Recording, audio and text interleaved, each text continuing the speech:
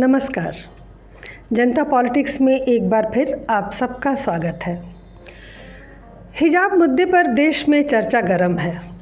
वैसे तो यह विवाद पिछले 10 महीनों से चल रहा है।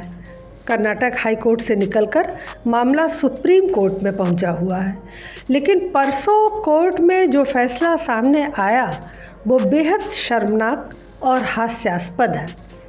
आश्चर्य होता है कि सुप्रीम कोर्ट के माननीय जज विवेक और सामाजिकता के आधार पर कब से फैसला देने लगे। हमने तो सुना था कि तथ्यों और सबूतों के बिना पर फैसले होते हैं, लेकिन यहाँ तो भावनाओं और तर्कों के आधार पर फैसला सुना दिया गया। बहरहाल मामला यह है कि सुप्रीम कोर्ट में 2 जजों की बेंच ने विरोधाभासी निर्णय सुनाया, जहां जस्टिस हेमंत गुप्ता ने कहा कि स्कूलों में यूनिफॉर्म लागू है तो वहां हिजाब पहनने के अधिकार का कोई औचित्य नहीं है। छात्रों में समानता और एक रूपता होनी चाहिए। स्कूल धार्मिक क्रियाकलाप के लिए नहीं होते हैं। बात स्पष्ट है, समझ में आती है, संविधान सम्मत है। लेकिन जस्टिस सुधांशु धूलिया ने क्या निर्णय दिया, वो गौर से सुनने लायक है तथा माथा भी पकड़ लेने वाला है। उन्होंने कहा कि हिजाब धार्मिक प्रथा है या नहीं, इसमें कोर्ट को नहीं उलझना चाहिए। असली मुद्दा तो लड़कियों के ड्रेस चुनने के अधिकार का है। उन्हें क्या पसंद है यह महत्वपूर्ण है। मतलब ये कि स्कूल में आप शॉर्ट्स पहने या लहंगा चुनरी, 2 पीस पहने या 3 पीस, आपकी पसंद को वरीयता मिलनी चाहिए।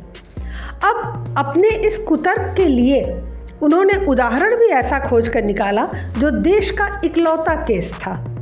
जी, 1986 में, जिसमें यहोवा मत को मानने वाली 3 लड़कियों को स्कूल से निकाल दिया गया था क्योंकि उन्होंने असेंबली में राष्ट्रगान नहीं गाया था।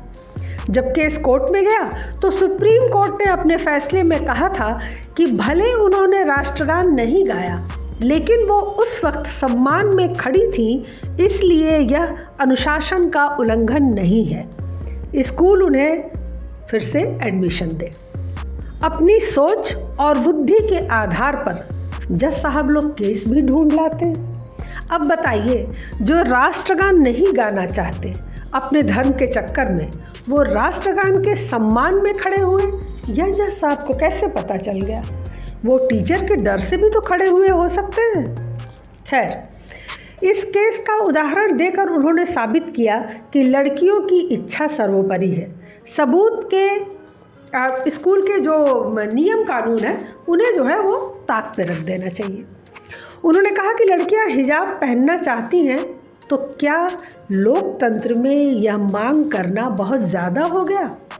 यह पब्लिक ऑर्डर और नैतिकता या स्वास्थ्य के खिलाफ कैसे हो गया? तो पहले जज साहब स्पष्ट करें कि लोकतंत्र किसे कहते हैं। कुरान में लिखी बातें बोल देने से लोकतंत्र खतरे में आ जाता है। समलैंगिकता, गर्भपात की आज़ादी पर लोकतंत्र बहाल हो जाता है। ताजमहल और लाल किले की खुदाई पर फिर लोकतंत्र खतरे में आ जाता है। लेकिन राम जन्मभूमि पर अगर 100 साल तक मुकदमा चले तो लोकतंत्र बहाल रहता है।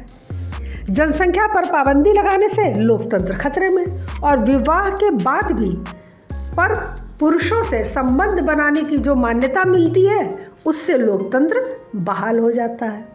जलीकट्टू, सबरीमाला, दही हांडी पर लोकतंत्र गया तेल लेने। इन मुद्दों पर तो आप लोकतंत्र की बात ही मत करिए, क्योंकि हिंदू धर्म के से जुड़े हुए मुद्दे हैं, तो यहाँ तो हमेशा लोकतंत्र खतरे में होता है।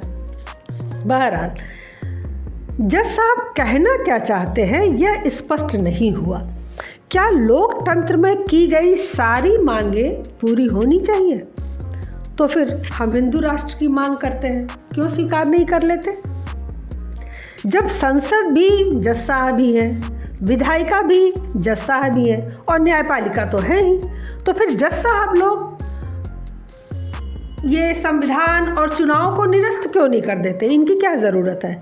जज साहब ही लोकतंत्र के नियम पहचान तय कर लें और उसी के आधार पर देश चले। बात तो सिर्फ स्कूलों में हिजाब को बैन करने की थी, समाज में नहीं। समाज में सब स्वतंत्र है, जो चाहे जैसा चाहे पहने या न पहने, लेकिन जज साहब इसमें नैतिकता और स्वास्थ्य को ले आए। जैसे कि अगर 4-6 घंटे हिजाब नहीं पहनेंगे तो उससे सब कुछ खत्म हो जाएगा। विचित्र सोच है। आगे जस्टिस धुलिया कहते हैं कि किसी लड़की को स्कूल में गेट में घुसने से पहले हिजाब उतारने को कहना उसकी प्राइवेसी का उल्लंघन है। यह गरिमा पर हमला है और उसे सेकुलर एजुकेशन से वंचित करना है। तो पहली बात, ये सेकुलर एजुकेशन क्या भला है? सेकुलर का मतलब किसी धर्म को न मानने वाला। तो फिर सेकुलर एजुकेशन में हिजाब, टोपी, रामनामी, भगवा वस्त्र ये कैसे आ सकते हैं? ये तो धार्मिक पहचान के चिन्ह है। बिना मतलब समझे देखे जज साहब ने सेकुलर शब्द का गलत वाक्य प्रयोग कर डाला। अब रही बात प्राइवेसी और गरिमा की, तो स्कूल प्राइवेसी के लिए नहीं होते। यह एक सार्वजनिक स्थान है जहां अलग अलग तरह के सैकड़ों बच्चे, टीचर, चपरासी, क्लर्क होते हैं। स्कूल में प्राइवेसी ढूंढना तो प्रश्न चिन्ह उठाता है। भला स्कूल के गेट पर मफलर, गमछा, टोपी, पगड़ी या हिजाब उतारना प्राइवेसी और गरिमा पर हमला कैसे हो सकता है? ये समझ में नहीं आया। और अगर इतनी प्राइवेसी और गरिमा का ख्याल है किसी को, तो फिर वो घर में ही रहे, क्योंकि समाज में और कम से कम भीड़ वाली जगहों पर तो प्राइवेसी नहीं मिलती है। आगे जज साहब ने और अच्छी समाज सुधारक नसीहतें दी। उन्होंने कहा कि हिजाब पर प्रतिबंध का मतलब हम एक लड़की को शिक्षा से वंचित कर रहे हैं। क्या हम ऐसे ही लड़कियों की जिंदगी को बेहतर बनाएंगे? उन्होंने कहा कि हिजाब पहनना पसंद का मामला है, न कुछ ज़्यादा न कुछ कम। तो अजीब कुतर्क है। हिजाब पर प्रतिबंध से हम एक लड़की को शिक्षा से वंचित कर रहे हैं। अरे वो लड़की हिजाब के चक्कर में खुद को शिक्षा से वंचित कर रही है। एक लड़की के लिए शिक्षा पद्धति बदल जाए, लेकिन मनचाही शिक्षा लेने के लिए वो लड़की न बदले, तो ऐसे तो चल चुका देश, हो चुकी तरक्की। कल को हम धोती कुर्ता, रुद्राक्ष की माला के लिए इजाज़त मांगेंगे, आपको देनी पड़ेगी। परसों लड़कियां जीन्स और छोटे टॉप को अपनी पसंद और गरिमा बताएंगी, आपको उनके साथ भी खड़े होना होगा। फिर जुमे की नमाज के अधिकार की बात आएगी, फिर नवरात्रि में दुर्गा प्रतिमा भी स्थापित होगी। अरे ये शिक्षण संस्थान है या मेला ठेला?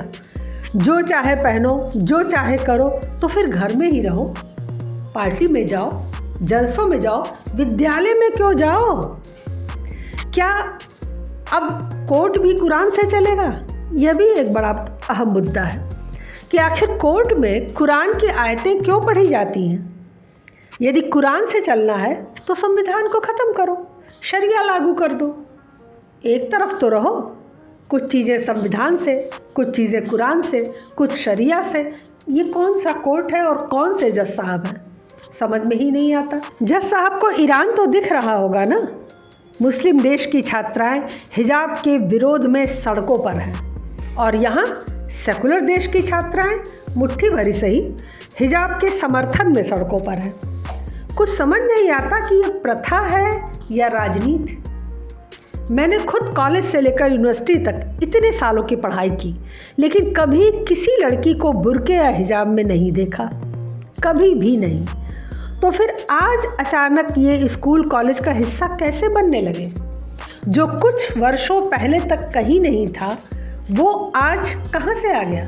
ये राजनीति नहीं है तो क्या है? आज ही सारे अधिकार, सारी गरिमा, सारी लज्जा क्यों प्रकट हो गई? क्या ये बातें जज साहब के संज्ञान में नहीं है? क्या वो विलायत से पढ़कर आए हैं? वही बता दें कि उन्होंने अपने स्कूल, कॉलेज, यूनिवर्सिटी के समय में ऐसा कुछ देखा था क्या? और यदि स्कूलों से ही हम धर्म, मजहब, असमानता का पाठ पढ़ाना शुरू कर देंगे, तो संविधान में ये समानता का अधिकार, संस्कृत और शिक्षा का अधिकार, ये सब क्या कर रहा है? जब धर्म, नस्ल, जाति, लिंग के आधार पर भेदभाव निषेध है, तो बच्चों के यूनिफॉर्म में भेदभाव क्यों, वो भी धर्म के आधार पर?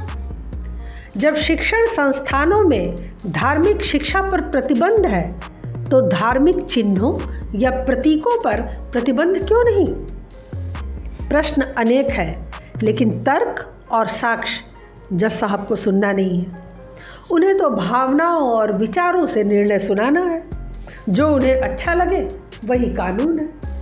न्यायपालिका को मनन करना होगा अपने निर्णयों पर जो देश हित के विरुद्ध जा रही हैं, एक के बाद एक, और कार्यपालिका को हस्तक्षेप करना होगा ऐसे निर्णयों में जिनका दूरगामी परिणाम देश के लिए खतरनाक हो सकता है। फिलहाल देखिए यह किस्सा किस मोड़ पर खत्म होता है। अभी तो कोर्ट की 3 जजों और 5 जजों की बेंच तक मामला जाएगा और जाने कैसे कैसे निर्णय सुनने को मिलेंगे। भारतीय संस्कृति और सभ्यता पर कुठाराघात करते न्यायपालिका पर एक शेर याद आता है कि मेरा कातिल ही मेरा मुंसिफ है। मुंसिफ न्यायाधीश। मेरा कातिल ही मेरा मुंसिफ है, क्या मेरे हक में फैसला देगा? कमेंट बॉक्स में बताइएगा। आज के लिए बस इतना ही। हमारे चैनल को सब्सक्राइब करें, लाइक करें और सभी प्लेटफॉर्म पर शेयर करें। अपने विचार हमें कमेंट बॉक्स में ज़रूर बताया करें। धन्यवाद। नमस्कार।